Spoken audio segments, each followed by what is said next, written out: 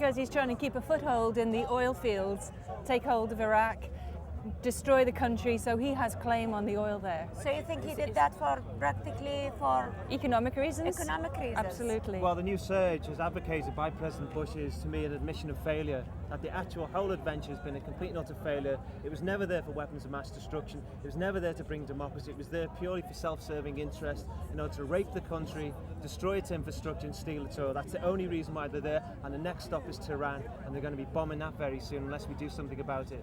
That's beautiful. George Bush is a war criminal. He should be charged under the Nuremberg Act for aggression.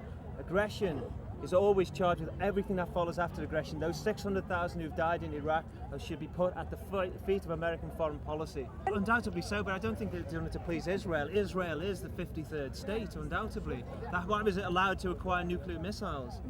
Well, I think I totally disagree because, God says in His Word that we should not kill, that we should not be involved in war, because war brings death and brings tragedies and sorrows. Because the time nearly, day of judgment, is nearly close to us. If this problem is not happen, the day is not coming.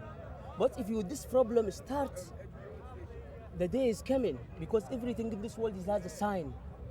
Everything is a sign. The day of judgment is a sign. Everything is a sign. So I think something huge gonna happen. Something is gonna go big. Big is a bad thing for all Muslim, Christian, Jewish, all. I disagree with Mr. Blair. Working together with Mr. Bush, I think Mr. Bush should be isolated on an international level, so that he cannot carry on doing things the way he does them now. What kind of things do you think he's doing wrong? He's too aggressive.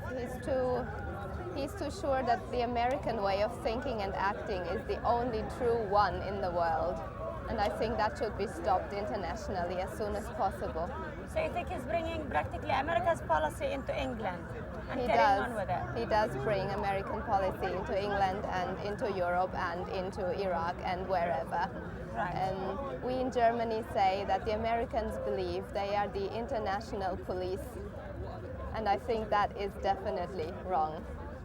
They might think this about themselves, but we don't think so.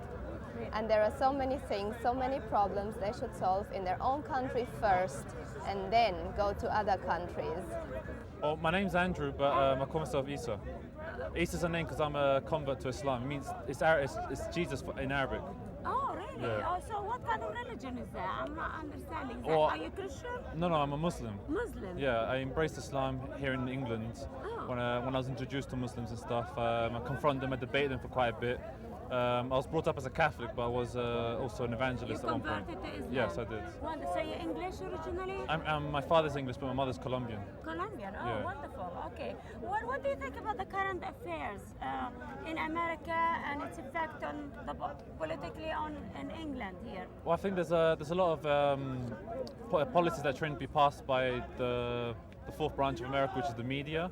There's an agenda which does portray Islam in two lights. You're either a violent terrorist or you're a secular modern Muslim, which a Muslim is neither of both. He's a person who believes that there's only one God, Muhammad is prophet, and by this we live. It's the heart of our ideology. We believe getting married, we believe in morality. We don't believe in freedom as such, but we believe in accountability.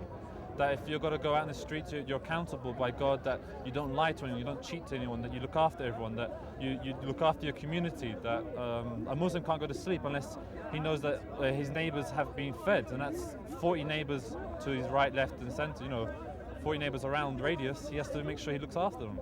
Because this country, they protested against it. There was millions of people that came to the streets and said no. But then because they had to follow it through, because the government did what it liked anyways, people are now kind of questioning, well, why are they doing these things? And Muslims do get discriminated upon more because they say, look what's going on in your country and stuff. But the people don't realize the truth that they're being invaded. And this is not just, Iraq's not the only situation. Palestine, Chechnya, Kashmir, all these countries are undergoing oppression and tyranny.